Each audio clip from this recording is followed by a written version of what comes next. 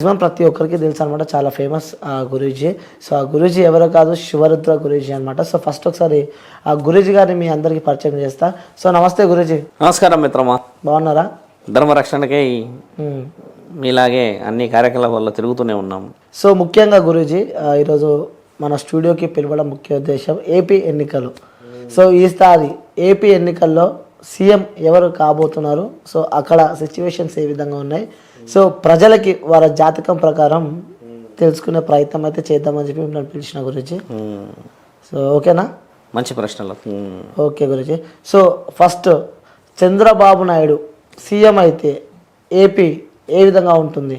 గొప్ప ప్రశ్నకి మనము గొప్పగానే మాట్లాడుకోవాలి.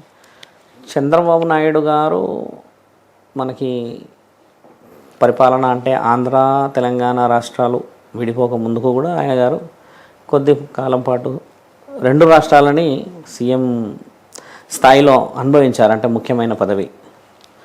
తర్వాత ఆంధ్ర రాష్ట్రం అనేది విభజింపబడిన తర్వాత కూడా ముఖ్యమంత్రి స్థితిగతులను అనుభవించారు. తర్వాత మీరు అన్నట్టుగానే ఇప్పుడు చలామణిలో ఉన్న అధికారులు, ఇప్పుడు జగన్ గారు ఉన్నారు, 5 సంవత్సరాల నుంచి సుమారు పరిపాలన చూస్తూ ఉన్నాం. ఒక దృక్పథాన్ని అయితే చూశారు. ఇప్పుడు ఏపీ తెలంగాణలో కూడా చంద్రబాబు నాయుడు గారి విషయంలో గతంలో వాళ్ళు ఒక విధమైన అపజయం, అంటే వాళ్ళకి విజయం అనేది దక్కకపోవడం చేత ఆంధ్రలో ఇమ్మీడియట్గా అక్కడ గెలవడం కూడా జరిగింది రాష్ట్రం విభజించిన తర్వాత. తర్వాత వైఎస్ రాజశేఖర్ గారి యొక్క పుత్రుడు జగన్ గారి పాలనని, ఆయన గారి యొక్క తెలివితేటలని మరియు అంతర్గతంగా కావాల్సిన వసతులని ప్రజల దగ్గరికి తీసుకొచ్చి గెలిచాడు. ఇప్పుడు 5 సంవత్సరాల నుంచి చూస్తుంది కూడా ఆ పాలననే. చంద్రబాబు నాయుడు గారి వ్యక్తిగత జీవితాన్ని చూసిన తర్వాత మీరు అన్నట్టుగానే ఇప్పుడు ప్రస్తుతం ఉన్న పదవీ కాలంలో ఉన్న సీఎం గారి స్థితిగతులను చూసినా కూడా ఇద్దరు కూడా గురు బలంలో ఉన్న వాళ్ళే. బాగా మనము ఇప్పుడు జాతక బలం అన్నారు కాబట్టి చెప్తున్నాము, గురు స్థితిగతులను గెలవాలి. ఇదంతా ఒక రణరంగం అనుకోవాలి. ప్రజాపాలనని చేసుకోవడానికి వస్తున్నారు వాళ్ళు, వ్యక్తిగత పాలనకైతే రావట్లేదు కదా మిత్రమా. కాబట్టి ఏంటంటే ఇప్పుడు చంద్రబాబు నాయుడు గారు ఒకవేళ మీరు అన్నట్టుగానే గెలిచారు అని అనుకుందాం, ఆయన గారు ఒకసారి 5 సంవత్సరాల పాలన అదే ప్రాంతంలో చేశారు కదా, చేసి అక్కడ ఏమేమి అభివృద్ధి చేశారో అనేది తెలిసిన తర్వాతే కదా వేరే నాయకుడిని ఎన్నుకోబడ్డారు. కాబట్టి అదే నాయకుడిని ఎన్నుకోవాలి అని ఒకవేళ ప్రజలు నిర్ణయించుకుంటే ఈ నాయకుడు రావచ్చు, లేదు ఈ నాయకుడి పాలన బాగున్నది అని అనుకుంటే మిత్రమా, జగన్ గారిదే గురుస్థానం ఎక్కువ చూపిస్తుంది. ఇందులో 2 స్థితిగతులలో కూడా పై చెయ్యి జగన్ గారిదే చూపిస్తుంది. ఇప్పుడు నింద మోయడం అనేది రాజకీయ నాయకులలో కానీ ప్రజల నుంచో కానీ, ఇప్పుడు ట్రోల్స్ అంటాం, కామెంట్స్ అంటాం, ఇవన్నీ సహజంగా జరిగేటి. కానీ ముఖ్యంగా లోతులోకి వెళ్ళి చూస్తే లాభపడిన వాళ్ళు కూడా ఉంటారు కదా అందులో. ఇప్పుడు ఒక సెట్ ఆఫ్ వర్క్లోనే ఆయన గెలవలేడు, అంతమంది రాష్ట్ర ప్రజలను గెలిచాడు కాబట్టి 5 ఏళ్ల పాలన జరిగింది. ఇప్పుడు కొంతమంది అంటారు ఆయన పాలన ఎలా ఉన్నది, ఈయన గారి పాలన ఎలా ఉంది అని. అంటే చంద్రబాబు నాయుడు గారి యొక్క పాలనను కూడా చూశారు కదా. ఇప్పుడు ముఖ్యమంత్రి అయ్యారు జగన్ గారు చిన్న వయసులోనే, 5 సంవత్సరాలే. కానీ 5 సంవత్సరాలకు ముందు సుమారు 15 సంవత్సరాలకి పైగా ముఖ్యమంత్రి స్థాయిని అనుభవించారు కదా చంద్రబాబు నాయుడు గారు. ఆయన పాలనను కూడా చాలా దగ్గరగా చూశారు ఈ ప్రజలు, ఆంధ్ర అయినా తెలంగాణ అయినా సరే. ఇప్పుడు ప్రత్యేకంగా మనం ఆంధ్ర గురించి మాట్లాడాలంటే జగన్ గారి యొక్క పాలనలో ఒక విధంగా చెప్పి మాట్లాడుకుంటే, ఏ స్థితిగతులు ఏ అనుభవం లేనిది 5 ఏళ్లలో ఒక పదవిలో ఉండగలడా ఒక ముఖ్యమంత్రి? ఎక్కడికో ఒక దగ్గర అయితే ఏదో విధంగా అయితే లాభం జరిగిండవచ్చు కదా మిత్రమా. విద్యా సంస్థలు తీసుకున్నా కూడా, ఏదైనా ప్రభుత్వ రంగ సంస్థలు తీసుకున్నా కూడా, ఏదైనా వాణిజ్యానికి సంబంధించింది, ఇంకేదైనా వ్యాపారానికి సంబంధించింది, అందులో డెవలప్మెంట్ చూసి ఆయన చేస్తున్న స్థితిగతులని అనుభవించి దాంట్లో సెటిల్డ్ అయిన వాళ్ళు కూడా ఉండవచ్చు. లేదా ఇప్పుడు రాబోయే ఈ ప్రభుత్వం మారినప్పుడో లేకపోతే అదే ప్రభుత్వం వస్తే కూడా ఆ యొక్క ప్రతిఫలాన్ని చూడవచ్చు కదా. ఇప్పుడు జగన్ గారి ముఖ్య ఉద్దేశం మాట్లాడుకొని రాగానే రోడ్డు గురించి ఎక్కువ చెప్తుంటారు. సో మనం కూడా 2 విషయాలు మాట్లాడాలి. 2 సంవత్సరాలు కరోనా అన్న వ్యవహారం జరిగింది మన దగ్గర. ఆయన పదవి వచ్చిన తర్వాత ఈ లాక్డౌన్ సంబంధించింది జరిగింది. వ్యాపారాలు ప్రపంచం మొత్తంలో కూడా పెట్టుబడులు పెట్టలేని స్థితిలో ఉన్నారు. అయినా కూడా ఆయన పెట్టుబడులు తెచ్చే వాళ్ళని తెచ్చాడనేది కూడా విన్నాం. ఈ మధ్య నేను న్యూస్ చూస్తూ ఉన్నాను కదా. ఇప్పుడు 2 సంవత్సరాలు ఆయన పాలనలోనే దెబ్బపడింది. అంటే వాణిజ్య ప్రకటనలకి ప్రభుత్వాలే రాలేవు.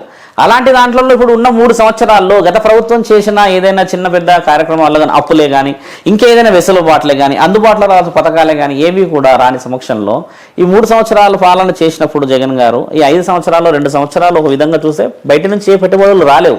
మీకు తెలిసిందే కదా లాక్డౌన్ ఎఫెక్ట్ ఏ విధంగా ఉండేను. కాబట్టి ఏంటంటే గురుస్థాయి జగన్ గారిది మరియు చంద్రబాబు నాయుడు గారిది ఇద్దరిది చూపిస్తుంది. కాబట్టి ఇద్దరి యొక్క గజబలం చాలా ముఖ్యమైనది ఇక్కడ. ఈ పోరులో ఎక్కువ శాతంగా జగన్ గారిది చూపిస్తుంది. ఒకవేళ జగన్ గారు వచ్చారే అనుకోండి, అదే పాలనని కంటిన్యూ చేయడం ఒక విధంగా ప్రజలకి కొంచెం తోయడం వరకు జరుగుతుంది.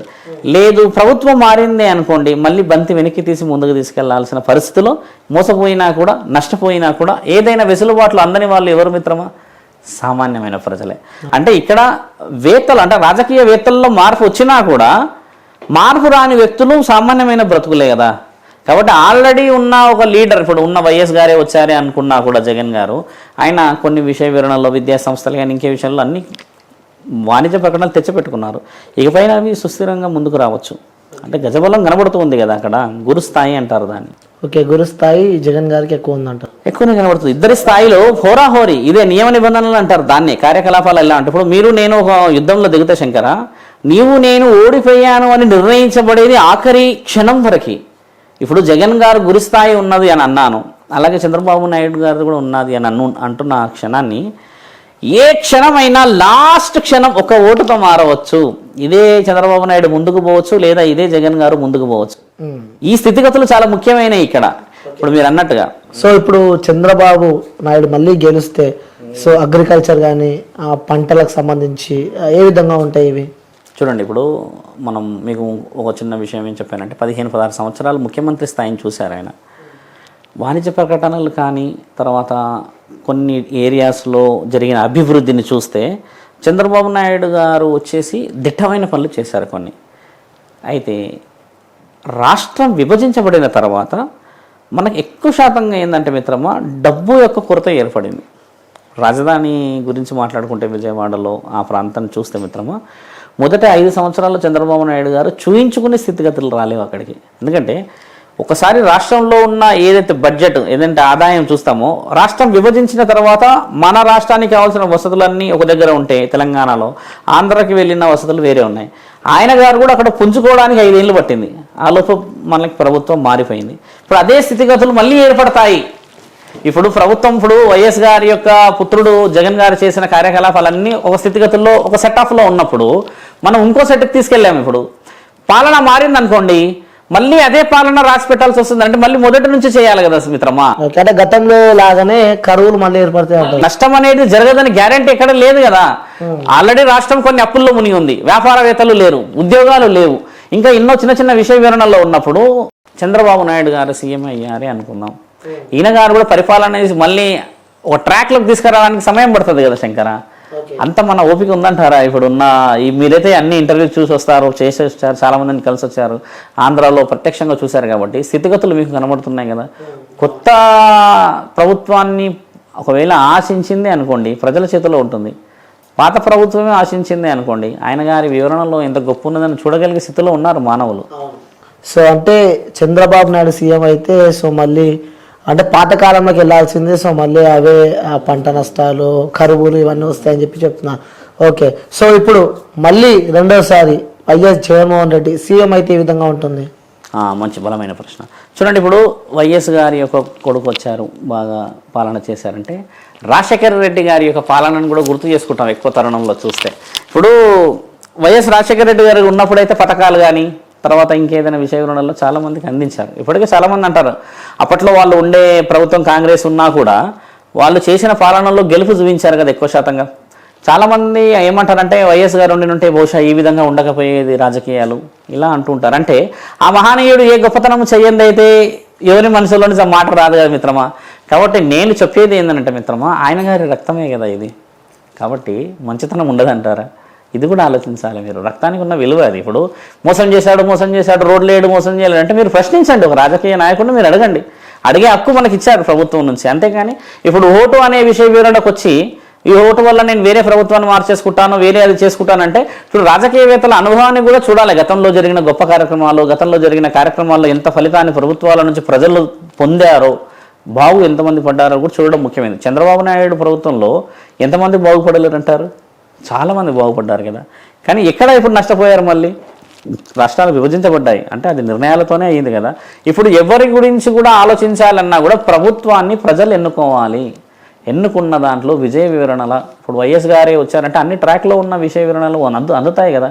విద్యారంగంలో చూడండి, ఇప్పుడు ఒక 10-20 మనుషుల్ని కలిసినప్పుడు చెప్పిన విషయం 10 మంది ఈ విధంగా డెవలప్ ఉన్నాయండి, చేయవచ్చు అని చెప్పారు. రోడ్డు అనే విషయమే తప్పితే జగన్ గారి మిగతా పాలనలో ఏది మీరు ఎక్కడన్నా చూపించారు, మీకు కనబడింది ఎక్కడన్నా? మీ ఆలోచనలో, మీ అనుభవంలో రోడ్డు అనే విషయమే ఒకటే మాట్లాడారు, కానీ అంతకు మించి ఇంక వేరే ఏమున్నది? ఇప్పుడు చూడండి, వ్యక్తిగతంగా ఆయన గారి యొక్క టాలెంట్ అది. లీడర్గా నిలబడి ఎన్నో చేసి ఎన్నో వివరణ అందించాడు కదా. ఇప్పుడు పాలకులు వాళ్ళు పాలిస్తున్న పరిస్థితిని ప్రజలు అడగకపోతే, ప్రశ్నించకపోతే మరి ఏ విధంగా మనము అభివృద్ధిని ఆశించవచ్చు మిత్రమా? అవును, ఓకే.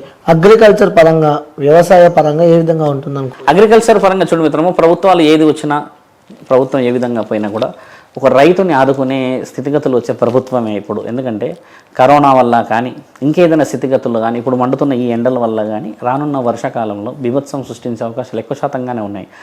నిన్నే చూశారు కదా ఎంత నష్టం, 2.5 గంటలు పడ్డది వర్షం. ఇలాగే ఒకవేళ వర్షాకాలంలో పడితే పంట చేతికి వచ్చేసి దాని యొక్క స్థితిగతులు కావాల్సిన ధరలు రాకపోతే ప్రభుత్వం ఆదుకోవాల్సిందే. అలాంటి నిర్ణయాలు ఆదుకుంటే రైతుల్ని ఏ ప్రభుత్వం వచ్చినా కూడా వాళ్ళని గెలిపించిన వాళ్ళం అవుతాం కదా. ఈరోజు మిమ్మల్ని ఆశతో గెలిపించుకుంటున్నారు. వ్యవసాయ రంగం అనేది ప్రకృతి పరంగా జరుగుతుంది, దాని వాణిజ్యంగా ప్రభుత్వం ఆదుకుంటేనే ముందు మనకు అడుగు. అంతేగా మిత్రం, లాస్ కాకూడదు. అవును. సో అంటే ఆ ప్రభుత్వం ఆదుకుంటుంది అనుకోవచ్చు. జగన్ గారి ప్రభుత్వంలో వర్షాలు బాగా కురుస్తాయి కూడా అంటున్నారు కొంతమంది. కొంచెం వర్షాలు కురవాలి కూడా. ఇంతటి ఎండలు పడుతున్నాయంటే దీంట్లో ప్రకృతి పరంగా కొన్ని నియమాలు ఉంటాయి శంకర్. ఎండలు బాగా వచ్చాయి అనుకోండి, వర్షాలు వస్తాయని అర్థం. ఒకవేళ ఎండాకాలంలో వర్షాలు వచ్చాయనుకోండి, పోయిన సంవత్సరం జరిగింది, వర్షాకాలమే కనబడింది ఎండాకాలం మొత్తం. మీరు బాగా గమనించండి, 15-16 రోజులు వర్షాలు వచ్చాయి. మన హైదరాబాద్లో కూడా వచ్చాయి. అలాగే మళ్ళీ ఎండాకాలం అయినాక వర్షాకాలం వర్షాలు రాలేవు. చూడండి మన దగ్గర చాలా అడపదడప వర్షాలే కానీ తీవ్రమైన వర్షాలు రాలేవు. ఈసారి ఎండలు తీవ్రంగా ఉన్నాయి కాబట్టి వర్షాలు రావాలనే కదా ప్రకృతి నియమం అది. ఇలాంటి స్థితిగతుల్లో వ్యవసాయం అభివృద్ధి చెందుతుంది. ప్రభుత్వం నుంచి ఆదుకోవడం అనేది చాలా ముఖ్యమైనది. ఏ ప్రభుత్వం వచ్చినా వ్యవసాయాన్ని ఖచ్చితంగా ఈసారి బయటికి పెకిలించి తీసి ఆదుకుంటుంది. ఇప్పుడు మొదటి స్థితి అదే కదా మిత్రమా. So Guruji, next Pawan Kalyan. So Pawan Kalyan CM అయ్యే అవకాశాలు ఉన్నాయంటారా? మొదటి ప్రశ్నలో మీరు అడిగినట్టుగా 2 రాజకీయవేత్తల యొక్క ఉగ్ర పోరాటం ఇది. రాజశేఖర్ రెడ్డి గారి యొక్క కొడుకు, రక్తంలో ఉన్న రాజకీయం అని చెప్పాను. ఒకటి చంద్రబాబు నాయుడు గారి యొక్క అనుభవం, సుమారు 40 ఏళ్ళ అనుభవం అది. వీరిద్దరి యొక్క పోరాటంలో సినీ పరిశ్రమ నుంచి వచ్చిన మీరన్న పవన్ కళ్యాణ్ గారు అంటే చలనచిత్ర కళాకారుడు కాబట్టి ఆయన నైపుణ్యత కూడా ఎక్కువ శాతంగా చూస్తే ప్రజలకి మంచి చేయాలని తిరుగుతున్నారు. ఇక్కడ ఇంకో విషయం ఏమొచ్చిందంటే మిత్రమా, ఆయన గారి యొక్క స్థితిగతులను మనం చూసిన ఈ తరుణం ఏతుందో, ఈసారి ఆయన గారు ఏదైతే జరుగుతున్న రాజకీయ ప్రయాణంలో స్థితిగతులను అనుభవించగలరు కానీ తారాస్థాయికి చేరుకోకపోవచ్చు. తారాస్థాయి అంటే ఏంటంటే మిత్రమా, మీరు అన్నట్టు ఒక ముఖ్యమంత్రి స్థాయి అంటారు, ఒక ఎమ్మెల్యే స్థాయి అంటారు, ఎంపీ స్థాయి. స్థితిగతులు అంటే ఈయన గారు కష్టపడిన దానికి ఈసారి ప్రతిఫలం రాబోతున్నది, ఇది మాత్రం ఖచ్చితమే. కానీ ఇప్పుడు ఇంత 2 పెద్ద దిగ్గజాలు ఉన్న చోట వారి పై స్థాయి తీసుకునే అవకాశం రాకపోవచ్చు. ఎందుకంటే వైఎస్ జగన్ గారి యొక్క నాలెడ్జ్ కూడా ఇట్ ఈస్ రిమార్కబుల్, చాలా బాగా అనుభవం చూసిన వ్యక్తి. ఇప్పుడు చంద్రబాబు నాయుడుది కూడా అదే. ఎక్కడో సింగపూర్ నుంచి ఉన్న వాళ్ళని అసెట్స్ తీసుకొచ్చారు వాళ్ళు. అలాగే ఇప్పుడు వైఎస్ రాజశేఖర రెడ్డి గారి యొక్క కొడుకు కూడా అదే చేశాడు. ఇప్పుడు జగన్ గారి యొక్క పాలన కూడా అదే. ఇప్పుడు ఎవరు వచ్చినా కూడా డెవలప్మెంట్ కావాల్సినది ఆంధ్ర రాష్ట్రమే. ఇప్పుడు చలనచిత్ర కళాకారుడు వచ్చిండే అనుకుందాం మిత్రం, పవన్ కళ్యాణ్ గారు వచ్చారనుకోండి, ఆయన గారికి మళ్ళీ 3-4 సంవత్సరాలు పట్టవచ్చు కదా. అంటే ఒక విధంగా ఎనికి జరిగే స్థితి రావచ్చేమో బహుశా. ఆయన గారి పాలన మళ్ళీ ఆయన చూసే, ఇప్పుడు ఆయన చేసే ఫాలో అప్ కానీ ఏదైనా కూడా చాలా గొప్పగా అనిపిస్తుంది. ఎందుకంటే చాలా దగ్గరికి వెళ్ళి మాట్లాడడము, ఏదో అనుభవించి. ఇప్పుడు ఆయనకు అవసరమే లేదు, ఎందుకంటే ఆయన గారు కూడా కొంచెం జీవితాన్ని మంచిగా చూసిన వ్యక్తే కదా. రాజకీయాలకి రావాలి అని అంటే కారణ జన్ముల వల్లనే అవుతుంది, అంత సులభంగా ఎవరు రారు. పరువుని, తర్వాత మర్యాదని అన్నింటినీ కూడబెట్టాలి అక్కడ. అవి పోయే స్థితికి రావచ్చు, పెరగవచ్చు. ఇప్పుడు ప్రస్తుతానికి ఆయన గారికి ఎన్నో అవమానాలు జరుగుతున్నాయి, ఎన్ని విషయాలలో దెబ్బపడుతున్నారు, ఎన్నో విధాలుగా అవమానపరుస్తున్నాడు. ఎన్ని అవమానాలని తట్టుకుంటున్నారంటే ఆ గుండెకి కొంచెంలో కొంచెమన్నా మంచి చేయాలని ఉండవచ్చు కదా మిత్రమా. కాకపోతే గురుస్థాయి ఇంకా కనబడడం లేదు. కానీ విషయ వివరణలో ఇప్పుడు చూడండి, గతంలో ఇదే చలనచిత్రాల్లో ఉన్న వాళ్ళు ప్రభుత్వంలో ముఖ్యమంత్రి స్థితిని అనుభవించిన వాళ్ళు చాలామంది ఉన్నారు. ఆ స్థితిలో ఈయన గారి ప్రయాణం కూడా చిరస్మరణీయం. కాబట్టి ఏంటంటే పవన్ కళ్యాణ్ గారి యొక్క వివరణకు వెళ్తే ఇప్పుడు 3 దిగ్గజాలు అక్కడ, అందులో 3వ స్థితిలో ఉన్నారు. చిన్న పెద్ద లీడర్స్ మీరు అన్నట్టుగా వేరే వాళ్ళు ఉన్నారు, కానీ ఎక్కువ శాతంగా రన్నింగ్ అవుతున్నది వీళ్ళే కదా మిత్రమా. కాబట్టి ఏంటంటే మీరు అన్నట్టుగా పవన్ కళ్యాణ్ గారికి ఆశించిన స్థాయి రావచ్చు. కాకపోతే ఏంటంటే రాత్రికి రాత్రి ఏదైనా విషయ వివరణలో మార్పు రావచ్చు. మళ్ళీ అదే చంద్రబాబు నాయుడుకు అదే విధంగా జరగవచ్చు. రాత్రికి రాత్రి వీళ్ళు ఏం ఆలోచించి పొద్దున్నే లేచి వాళ్ళు ఓట్లు ఎవరికి వేస్తారో తెలియదు. ఇదే మనుషులు పొద్దున్నే లేచి ఎవరికి వేస్తారో తెలియదు. ఇదే మనుషులు ఎవరికి వేస్తారో తెలియదు. ఇప్పుడు ఓటు హక్కు అనేది ఒక మనసుకి, శరీరానికి, ఆలోచనకి, అంతఃకరణ శుద్ధికి సంబంధించింది కదా మిత్రమా. కాబట్టి ఏంటంటే మేము ఇక్కడ ఇంత ఇస్తున్నామనో లేకపోతే వాళ్ళకి ఈ విధంగా ఓటేస్తే ఇస్తున్నామని అనడం అవాస్తవం. వాస్తవం ఏంటంటే ఏది ఇచ్చినా ఏది ఇవ్వకపోయినా మనసులో ఉండి వేసే ఓటుకే విలువ, అది ఎప్పటికైనా అదే గెలుస్తుంది. సో ఇప్పుడు వైఎస్ జగన్మోహన్ రెడ్డి గారు ఒకవేళ మళ్ళీ సీఎం అయితే అభివృద్ధి ఏ విధంగా ఉంటుంది అక్కడ? ఖచ్చితంగా మీరు అన్నట్టుగా మొదట రోడ్లు అభివృద్ధి చేయాల్సిందే ఆ మహనీయుడు. మీరు అన్నట్టుగానే అంతా మొన్న ఈ మధ్య మాకు ఒక వ్యక్తికి చిన్న చిన్న మాటలో ఆయన శ్రీకాకుళం నుంచి వచ్చారు అన్నప్పుడు అని చెప్పిండు. ఆయన రోడ్డు గురించి అంటే ఊరుకోండి స్వామి అలా అనకూడదు, ముఖ్యమంత్రి కదా ఆయన కూడా. 2 సంవత్సరాలు అసలు ప్రభుత్వాల నుంచి సపోర్ట్ దొరకలేదు. అంతకు ముందుకు ఇంతో అంతో అప్పో ఏదో చేసి ఉండే రాజధాని గురించి గొడవలు అయినాయి. ఇంత దాంట్లో బడ్జెటే లేని ఏ విధంగా పోతాడు అన్న మాట నాకు అంత అవగాహన రాలేదు. ఇప్పుడు ఈయన గారి చేతిలో సమయం కూడా తక్కువ ఉండే కావచ్చు బహుశా. ఇప్పుడు ప్రభుత్వం నుంచి వచ్చిన అవసరాలను బట్టి ముందుకు వెళ్తామా లేకపోతే సొంతంగా డబ్బులు తీసి పెడతామా మిత్రమా? ఏదన్నా మనం డెవలప్ చేయాలంటే ఆయన దగ్గర ఎన్నుంటే నీకెందుకు మిత్రమా? ప్రభుత్వం నుంచి వచ్చే స్టేట్ విషయాన్ని ఖర్చు పెట్టగలుగుతాడు కదా. అదే మనం మాట్లాడుకోవాలి. కానీ నిర్ణయాలు ఇంకా తీసుకోలేకపోతున్నాడు, ఇంకా అంత అనుభవం లేదు అనడం ముమ్మాటికి అది నిజం కాదు. ఎందుకంటే అది వాస్తవం. ఇప్పుడు ప్రభుత్వం నుంచి నీకు బడ్జెట్ వచ్చింది, ఆల్రెడీ కొన్ని అప్పుల్లో ఉన్నాము, లేదా ఇంకా రోడ్డు గురించి మాట్లాడుతున్నాం, లేదా ఏదో విద్యా సంస్థల గురించి మాట్లాడుతున్నాం, లేదా ఏదో వ్యాపారానికి అభివృద్ధి మాట్లాడుతున్నాము అని అంటే మిత్రమా ఆయన చేసే స్థితిగతుల్లో నించొని ఆలోచించగలిగిన వ్యక్తే. కానీ ఏంటంటే ఆ విధంగా ఆయనని తక్కువ అంచనా కూడా వేసి పెట్టినారు చాలా మంది కదా. అలా అంచనా వేయకూడదు అంటున్నాం మేము. ఆయన గెలిచారే అనుకోండి, ఈసారి ఖచ్చితంగా ఆయన డెవలప్మెంట్ చూపించాలి. లేదు అంటే మరోసారి అయినా ఎలక్షన్స్ అయితే ఉన్నాయి కదా, 30 అయితే ఎలక్షన్స్ ఉన్నాయి కదా మిత్రమా. 2029 మళ్ళీ ఎలక్షన్స్ ఉన్నాయి కదా. ఈసారి గెలవగానే ఆయన 100 ఏళ్ళకైతే ఎన్నుకోబడ్డాడు కదా. కాబట్టి ఖచ్చితంగా ఎవరు గెలిచినా, ఇప్పుడు జగన్ గారు గెలిచారు అనుకోండి, వ్యవసాయం 1, రోడ్లు 2, ముఖ్యంగా మాట్లాడితే ఎడ్యుకేషన్. ఇప్పుడు ఏదో వాలంటరీ సిస్టమ్ పెట్టారు, ఏదో ఇంటి ఇస్తున్నారు, ముందుకు పోతున్నారు. తర్వాత పెన్షన్ కూడా ఇంటికి వచ్చే ఇస్తున్నారు, రేషన్ కూడా ఇంటికి వచ్చే ఇస్తున్నారు అని అంటున్నారు కదా. ఇవన్నీ మరి చేయగలుగుతున్న వ్యక్తి ఇంకొక 5 ఏళ్ళు పాలించలేడు అంటారా? అంటే ఈ 5 ఏళ్లలో ఎన్ని డెవలప్మెంట్స్ తెచ్చిండో అందులో అంత ఎనికి కూడా అనుభవం వచ్చిండొచ్చు కదా. నేను ఇది చేయకూడదు, ఇది చేయాలి, ఇది చేస్తే ఇంత నష్టం జరిగింది, దీనివల్ల మానవులకి అంటే ఈ చిన్న స్థాయి వాళ్ళకి ఎలాంటి ఇబ్బందులు జరిగాయని అనవచ్చు. వ్యాపార పరంగా ఆలోచించకండి ఆయన, రాజకీయవేత్తగా మాత్రమే చూడాలి. వ్యాపారవేత్తగా అంటే మిత్రమా నీ దగ్గర ఎంత తెలివి ఉంటే నువ్వు అంత సంపాదించుకుంటావు. అది వ్యాపారం అనేది నీ యొక్క వ్యక్తిగతమైనది కదా. రాజకీయవేత్తలకు వచ్చేసరికి ఏంటంటే డెవలప్మెంట్ చేశాడనే చాలామంది చెప్తున్నారు. ఇప్పుడు చూడండి, ఆయన రోడ్ షో చేస్తాడు, చంద్రబాబు నాయుడు రోడ్ షో చేస్తారు. అదే మనుషులు ఇందులో ఉంటారు, ఇదే మనుషులు అందులోనే ఉంటారు. అంటే ఇప్పుడు ఇక్కడ తప్పు ఎవరుతుంది మరి? మీరు ఆలోచించండి బాగా. ఇదే మనిషి రాత్రి ఉంటాడు, పొద్దున ఎవరికి ఓటేస్తాడో కూడా తెలియదు. అంటే నిర్ణయం అనేది ప్రజల చేతిలో ఉంది, పాలాడ విషయం. ఇది చాలా ముఖ్యమైన విషయం. డెవలప్మెంట్ ఖచ్చితంగా జరిగి తీరాల్సిందే. ఈసారి అన్న రాజధానికి పేరు వచ్చేసి తర్వాత కావాల్సిన ఈ పెట్టుబడులు, రావాల్సిన ఉద్యోగాలు, పిల్లలకి కావాల్సిన భవిష్యత్తు, ఇది ఖచ్చితంగా జరగకపోతే ఇప్పుడు ఆ వైఎస్ రాజశేఖర రెడ్డి గారి యొక్క పాలనకి విలువ రావాలంటే ఇప్పుడు అంటే జరుగుతుంది అనుకోవచ్చా? ఖచ్చితంగా జరగాలి. జరుగుతుంది, జాతక బలంలో రాసి ఉంది, జరిగి తీరుతుంది. ఇప్పుడు ఇన్ని ఛానల్స్ వచ్చాయి శంకర, సోషల్ మీడియా, ఫేస్బుక్, ఎన్నో అవేర్నెసెస్ ప్రోగ్రామ్స్. మీరే ప్రత్యక్షంగా 30-32 ఏళ్ళు ఉండవు మీకు, మీరే ఇంత తెలివిగా చేస్తే అంత అనుభవం ఉన్న వాళ్ళు ఇంకెంత ఆలోచన చేస్తుండొచ్చు.